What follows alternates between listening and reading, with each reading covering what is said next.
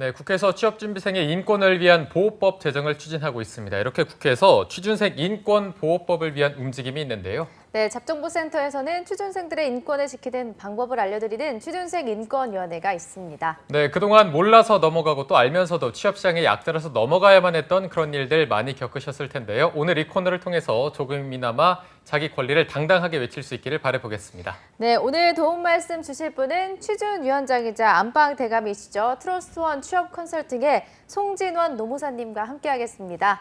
안녕하세요. 안녕하세요. 안녕하세요. 네, 그리고 또 2부의 도우미 신세미 캐스터도 함께합니다. 어서 오십시오. 안녕하세요. 네, 안녕하세요. 네. 네. 오늘 주제 바로 소개해 주시죠. 그러니까요. 바로 좀 진행하겠습니다. 오늘 주제는 그 블랙 회사를 믿고 거르는 팁인데요. 이제 저희가 좋네요. 이제 자소서라든지 면접이라든지 여러 가지 좋은 팁들을 알려드리고 있으나 네. 사실은 그 들어가는 회사가 좋지 않다면 사실 그거에 이제 무용지물이 될 수도 있잖아요. 그래서 무엇이든 이제 경험치가 쌓여야 볼 수 있는 것도 있는데 저희가 이제 처음에 들어갔을 때 어떤 회사가 좋은지 또는 어떤 회사가 안 좋은지를 여러분들이 잘 모르기 때문에 저희가 오늘은 믿고 거를 수 있는 팁을 좀 말씀드리면 여러분들이 이런 회사는 좀 들어가기 싫다. 또 이런 이제 의사결정하는 데 도움이 좀 될 것 같습니다. 네. 알겠습니다. 이런데 괜히 엄하게 들어갔다가 거기서 가진 고생 다 하고 거기서 다시 나와서 취업 준비하는 것보다 오늘 말씀해주신 팁을 토대로 더 현명한 취업을 하시기 바라고요. 그러면 오늘의 안건을 신세미 캐스터가 소개해 주시죠. 네, 취업의 문턱이 점점 높아져만 가고 이 불안한 마음에 올해부터는 중소기업이나 스타트업 모두 가리지 않고 지원해야겠다라고 마음을 먹은 취준생 여러분들이 참 많을 것 같은데요. 실제로 한 취업포털 사이트에서 설문조사를 한 결과 71%의 취업준비생이 스타트업 기업 취업 의향이 있다고 밝혔다고 합니다.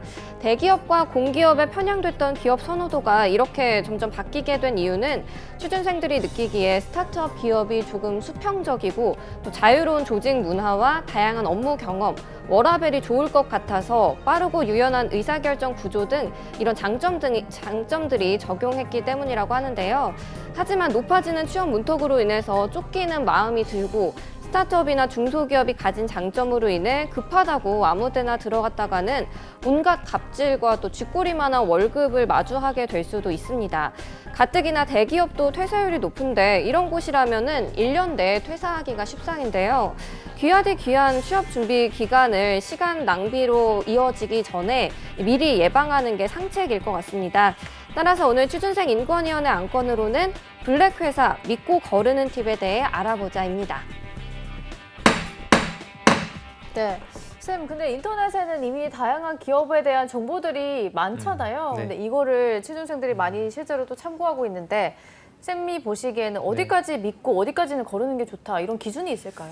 네, 최근에 이제 빅데이터 덕분에 사실 많은 기업들에 대한 정보를 내부자만 볼 수 있던 정보를 저희도 볼 수 있는 창구가 많아졌죠. 네. 그래서 저도 사실은 이제 같이 취업하는 분들 또는 이직하는 분들이 이 회사가 괜찮은지 확인하는 차원에서 저도 이제 참고를 하기도 하는데요. 저는 근데 한 번 더 걸러요. 그러니까 이 정보가 대기업들은 어느 정도 데이터가 많이 쌓였기 때문에 여러분들이 신뢰할 수 있는 가능성이 높지만 사실 중소기업이라든지 아까 전에 신세미 캐스터님 말씀해 주신 스타트업들은 이런 정보가 많지 않단 말이에요. 후기가 많지 않아요. 그래서 50개 미만인 곳들은 여러분들이 한 번 더 좀 눈여겨볼 필요가 있고 최근에는 이제 기업들이 이제 우수한 인재를 유치하기 위해서 사실 이런 정보들을 관리하기도 하거든요. 인사팀에서 고용 브랜드를 관리한다는 차원에서 그냥 자기가 이제 로그인 해놓고 좋은 회사인 양 리플을 남기거나 이런 경우도 있긴 있어요. 이러면 안 되겠지만. 그래서 여러분들이 그런 거를 좀 거르려면 사실은 한 50개 미만의 정보가 쌓인 것들을 한 번쯤은 다시 한번 보고 그다음에 현직자들을 최대한 활용해서 또는 그냥 홈페이지만 가도 여러분들이 이제 메일 보낼 수 있는 주소가 되게 많이 있어요. 그 중에서 최대한 이제 직무에 관련한 분들을 개인적으로 좀 메일을 보내서 좀 물어보는 것도 하나의 방법일 수도 있어요. 네.